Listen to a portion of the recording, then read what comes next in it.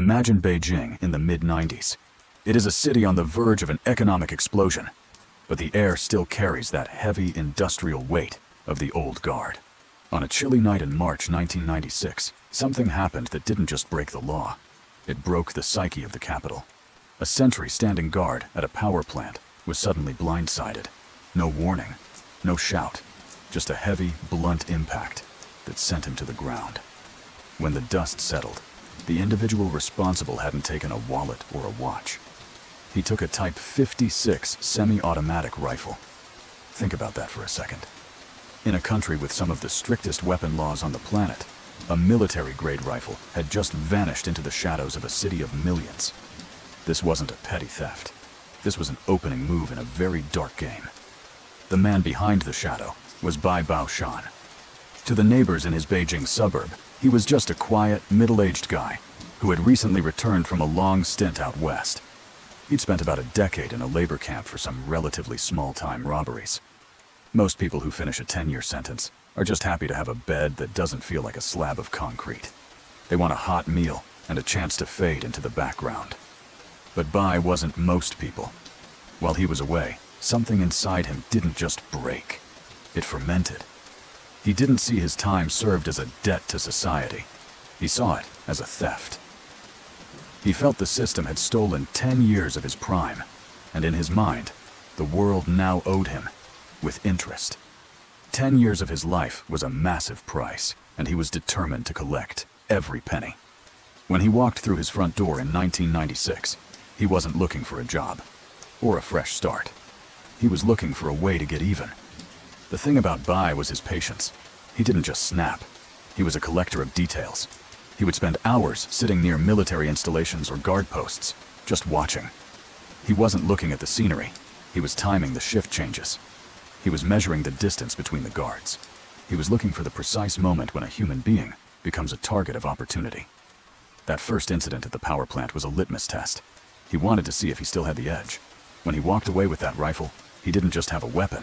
He had a sense of absolute power. But there was a problem.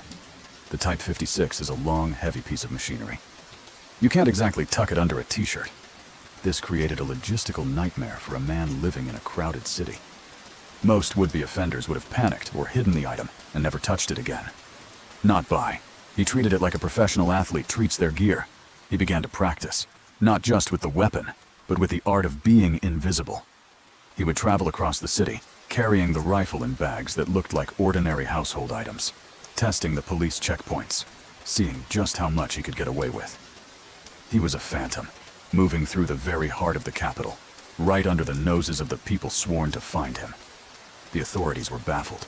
They knew someone was out there, someone with a military-grade rifle, and zero hesitation to use it. But they had no name, no face, just a trail of physical traces that led nowhere.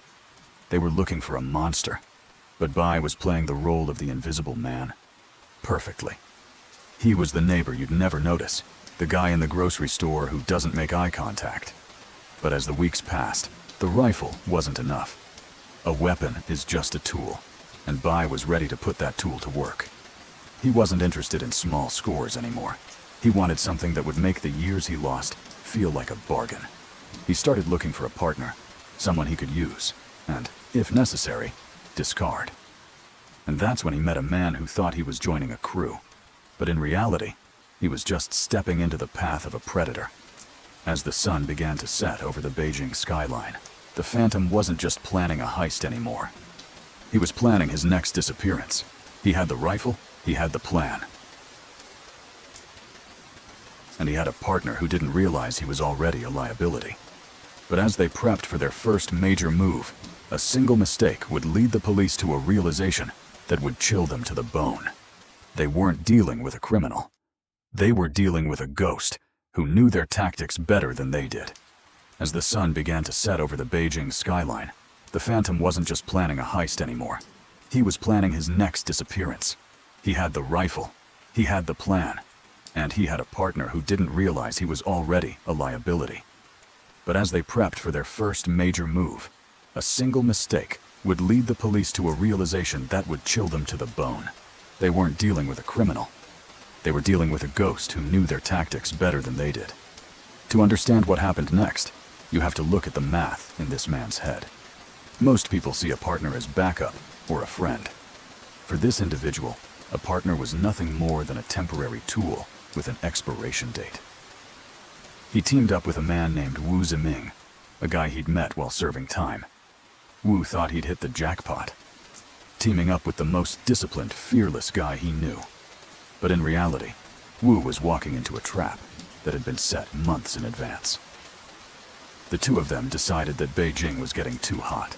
The security presence was tightening, and the risks were outweighing the rewards.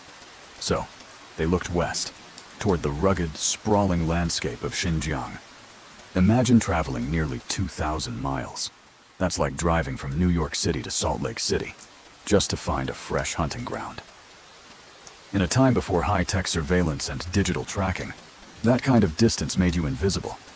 It was a tactical retreat that doubled as the expansion of his territory. Once they arrived, the scale of their actions escalated. They weren't just taking small amounts of cash anymore. They targeted a major exchange market in Urumqi. We're talking about an amount of money that, at the time, was equivalent to what an average worker would earn in 20 lifetimes. It was a fortune, enough to live in luxury forever. But for the man leading the operation, the money was secondary to the control. This is where the calculus of betrayal really kicks in. After the incident at the market, they had the bag. They had the getaway. They were in the clear. But as they sat in a remote, desolate area of the Xinjiang wilderness, the atmosphere shifted. Wu Ziming was probably thinking about how he'd spend his share. He might have been thinking about a new life, or a way to finally relax. He didn't notice that his partner was standing just a few feet behind him, not looking at the money, but looking at him. You see, this individual didn't believe in loose ends. He knew that the only way to ensure a secret stays a secret is if only one person knows it. In a move that was as cold as the Siberian winds blowing through the region, he decided that his partner was no longer an asset. He was a liability. He was a witness, and witnesses are a luxury he couldn't afford. He took his partner's life with the same detached precision he used on the guards he'd targeted before. There was no argument, no heat-of-the-moment flare-up. It was a business decision. He then took the remains to a pre-dug site. Think about that. He had already scouted the location. He had already decided his partner was going to end up there before they even pulled off the heist. He buried the evidence along with some of the equipment, but he kept the weapon. He always kept the weapon. It was the only thing he truly trusted. He then headed back toward Beijing, alone, carrying a weight of stolen currency that should have been impossible for one person to move quietly. But here's the part that keeps investigators up at night. While he was heading back to the capital, thinking he'd scrubbed his trail clean, he'd left behind one tiny, physical trace. A small, seemingly insignificant item that didn't belong in the dirt of Xinjiang. It wasn't a fingerprint or a strand of hair. It was a piece of the system he'd tried so hard to dismantle. As the police began to connect the dots between the missing partner and the trail of tragedies across two provinces, they realized they weren't just looking for a thief. They were looking for someone who had become a master of their own playbook. They were chasing a man who was now back in Beijing, living right under their noses, acting like a grieving son and a quiet neighbor. The investigators were closing in, but they were about to find out that a cornered ghost is more dangerous than a visible one.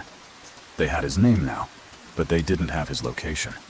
And as they prepared to knock on a door in a quiet residential neighborhood, they had no idea that on the other side, a semi-automatic rifle was already leveled at the entrance, waiting for the first sign of a uniform. But when the knock actually came, it wasn't the sound of boots or the clank of tactical gear.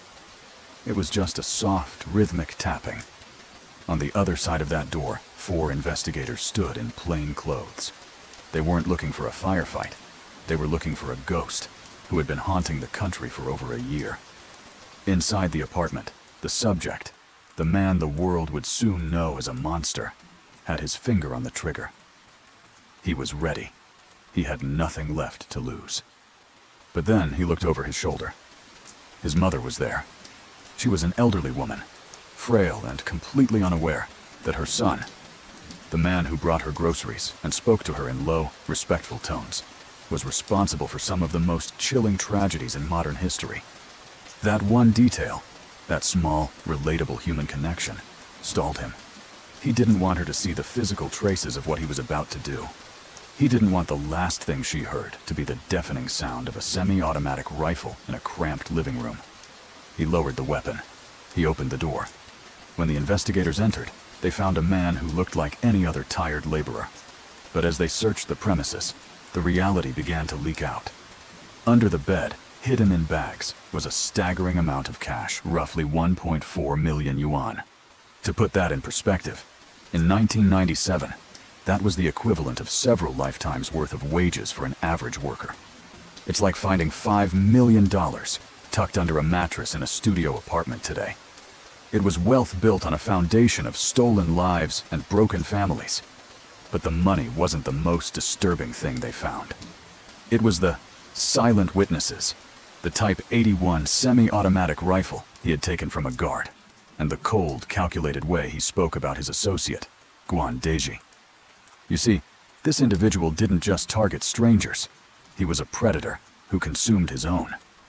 After a heist in Xinjiang, he realized that a partner was a liability, a loose end that could talk. So, he led his friend into the wilderness, took his life, and buried him in a shallow grave. He did it with the same clinical detachment a person might use to dispose of a broken tool. Psychologically, this individual was a master of the invisible man routine. He exploited a massive loophole in the system of that era, the lack of a centralized digital database. He could commit a tragedy in the far west of Xinjiang and be back in Beijing, playing the role of the dutiful son, before the paperwork even hit a desk. He understood that in a sea of millions, a man who acts normal is the hardest one to find. He didn't hide in the shadows. He hid in plain sight. The tragedy of this case isn't just the number of people who passed away. It's the way he turned the very concept of trust into a weapon. He used his military-grade training to outmaneuver the people sworn to protect the public, and he used his family as a shield against his own violent impulses. When he was eventually brought to justice, he didn't show remorse. He didn't beg for mercy. He remained as cold and level-headed as the metal of the rifle he used. His final sentence was carried out in 1998, closing a chapter that had left a permanent scar on the nation's psyche. But even today, the case of this quiet neighbor remains a haunting reminder. It tells us that the most dangerous individuals aren't always the ones screaming in the streets or looking like villains in a movie. Often, they are the ones who hold the door open for you, the ones who live right next door, and the ones who know exactly how to stay silent when the world is looking for a monster. We look for the shadows, but sometimes, the darkest things are standing right in the light, waiting for the right moment to stop being a ghost.